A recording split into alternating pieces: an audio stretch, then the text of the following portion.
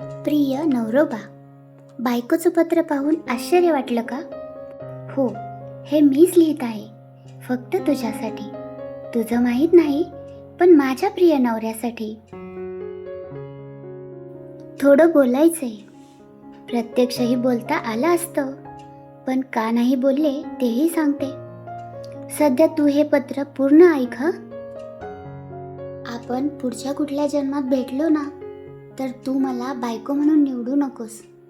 त्या स्त्रीला निवड जिला तू मनापासून प्रेम करशील, जिच्यासाठी तुझ्या मनात कायम आदर राहील, जिची तू नकळत काळजी घेशील. तिच्या डोळ्यातलं दुःख तुला शांत बसू देणार नाही.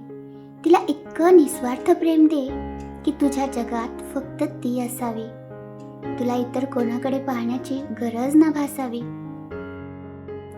ना तुलना, ना दुसऱ्या कोणाची ओढ. तिला पाहिल्यावर तुला प्रत्येक घास लागेल गोड.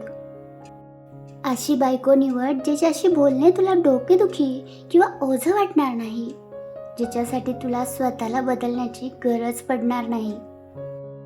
अशी स्त्री निवड जिची काळजी तू जगासमोर कौतुकाने घेशील, जिच्या आत्मसन्मानासाठी सगळ्यात जगाशी भांडशील. अशा बायकोची निवड कर जिच्यानंतर तुला कोणाकडे पाहण्याची इच्छा होणार नाही आणि तिच्यापासून तू काहीच लपवणार नाही. तुझ्या सर्व अपेक्षांना खरी उतरेल अशी आणि तुला व तुझ्या कुटुंबालाही बरी भासेल जशी.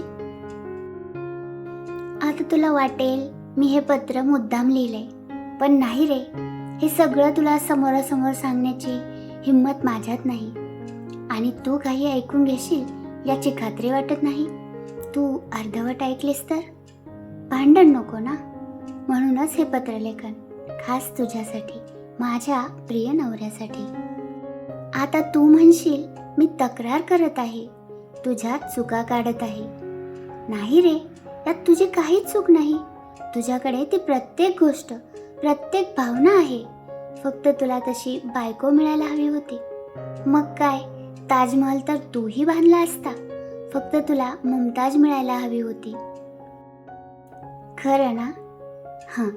आता तू म्हणशील मला तुझी एवढीच काळजी आहे तर पुढचा जन्म कशाला, याच जन्मी शोधू का? अरे वेड्या, मला तुझा स्वभाव चांगला माहीत आहे. म्हणूनच मी सुरुवातीलाच पुढच्या जन्मी शोधायचं सांगितलं. आता या जन्मात तर तूच माझा सखा. मन मोकळं बोलले म्हणून जास्त उडू नका. आपण बांधले गेलोय नात्याने, कर्तव्याने, जबाबदारीने. म्हणूनच सांगते, पुढच्या जन्माचा फेरा जर आलास तर चुकूनही मला तुझी बायको म्हणून निवडू नकोस. कारण मीही कोणाची तरी स्वप्न सुंदरी असेल आणि त्यालाही माझ्यात त्याच्या आवडत्या स्त्रीची प्रतिमा दिसेल. वाईट तर स्वतःच मलाही खूप वाटतंय. एकमेकांच्या बद्दल नाराज राहून आपलंच आयुष्य घडतंय. या भावनिक ओढाओढीत आभाळ आपलं फाटतंय. कोण कधी जग सोडून जाईल याचा नाही नेम. शेवटी का होईना हरलेला डाव जिंकण्यासाठी मनापासून खेळूया का प्रेमाचा गेम. जगात नवरा बायकोचं नातं फक्त नावालाच उरलं. लग्नानंतरचा अफेअर या भूतानी ज्याला त्याला धरलं. देवाकडूनही चुकते कधी कधी जोड.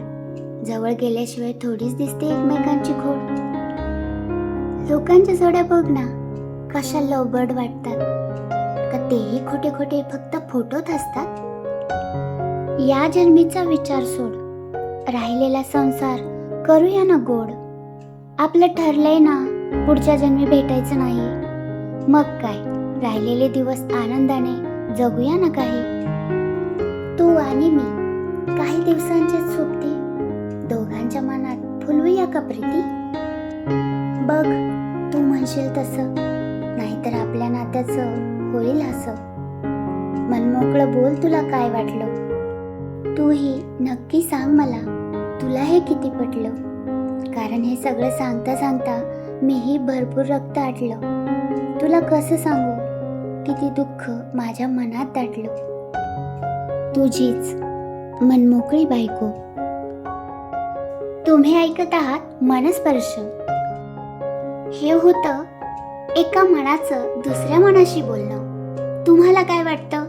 खरंच लग्नानंतर काही वर्षांनी नात्यातील ती ओढ कमी होते का? की जबाबदाऱ्यांच्या ओझ्याखाली प्रेम दबून जातं? तुमच्या भावना कमेंटमध्ये नक्की सांगा आणि हा व्हिडिओ तुमच्या त्यांच्यासोबत नक्की शेअर करा. आणि या पत्रावर नवऱ्याने काय उत्तर दिलं असेल? तुम्हाला काय वाटतं? कमेंटमध्ये सांगा आणि नवऱ्याचं उत्तर ऐकण्यासाठी भाग 2 नक्की पहा.